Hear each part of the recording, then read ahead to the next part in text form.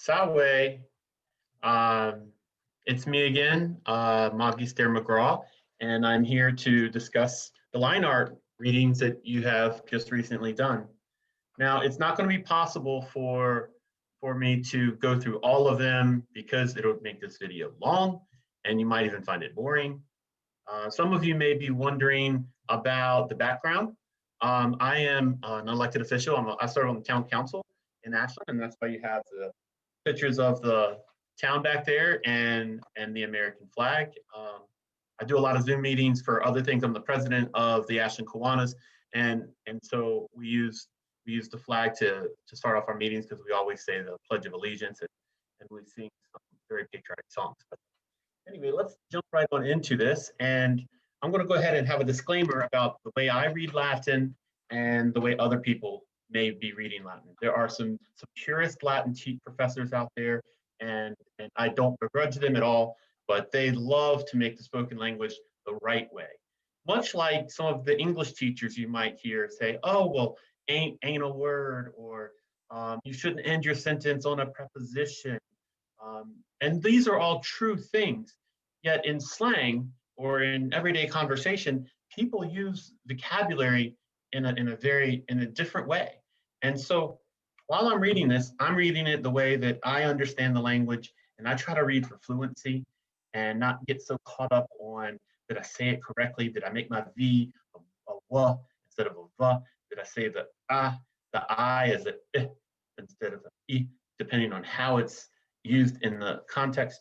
I don't get caught up in it. I just want to get more fluent. The more fluent I become, the easier this language is for me, and I'm not so caught up on things. So what I'm going to do with you is I would like to review number 3. Number 3 says this: Hic servus est Waraca. Waraca est vilicus, vilam est servus corat. Now, interesting thing about this, we have a linking verb, and hopefully you remember that linking verb sentences, they still look the same in Latin as they do in English. So we're going to have the subject, and then the verb, and then the complement, or some people call it the predicate word, or predicate adjective, or the predicate noun. But I think the technical term is complement, and that's complement, not complement, right? It's with an E, it completes the meaning. So here we have hic servus est Waraca. And again, I would be okay if you said Verica. It's fine by me. That's okay. Hic servus est Waraca, and it means this servant or this slave is Verica. Waraca est vilicus. Verica is the overseer. And if you're not sure what an overseer is, we don't participate in slavery, thankfully, anymore. But the overseer would be the guy who would have maybe a long stick, and when people didn't do as they were instructed, he might hit them. He also would have first aid medical kits.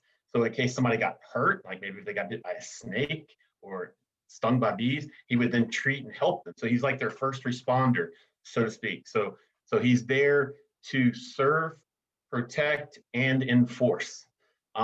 So it's good and bad, plus and minuses. I don't know. It's just what it is.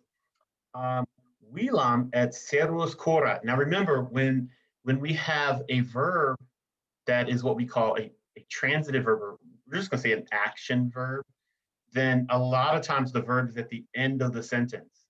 And if you read this one, it might have been a little confusing at first, because vilam, servus, there's no subject.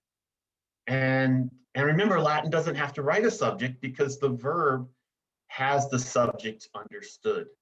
And so we already have heard that this slave is Verica. Verica is an overseer. So we know, since there's a third sentence there, that we're pretty sure that Verica is going to be the subject there. And if we look at the verb, it ends in T, corat, T. And T is third person, and that's for he, that's for she, that's for it. And so I'm sure you're recognizing we're going to use he here because even though Verica ends in A and it looks like a female's name, the Romans like to play with words. That's just the way it is. And so this one reads, he takes care of the house and the slaves.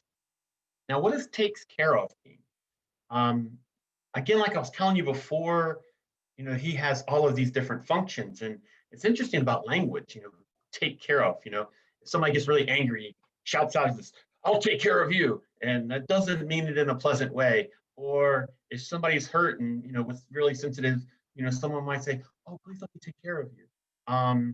Or, there might be, a parent saying, I have a lot of children I have to take care of, right? So it's just different nuances. And here's what we call a zeugma. A zeugma is a funny Greek word that we use for poetic uses. And anyway, it means where we can take a verb and cross it over two different nouns and have it mean two different things. He takes care of the house and the slaves. So in taking care of the house, I'm pretty sure it means tidying up, cleaning up, making sure that things are safe and protected. Taking care of the slaves, pretty sure it means making sure that they're doing what the master has instructed that everyone do.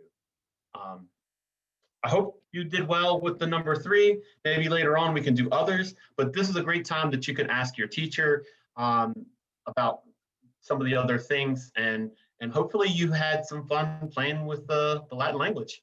Wale.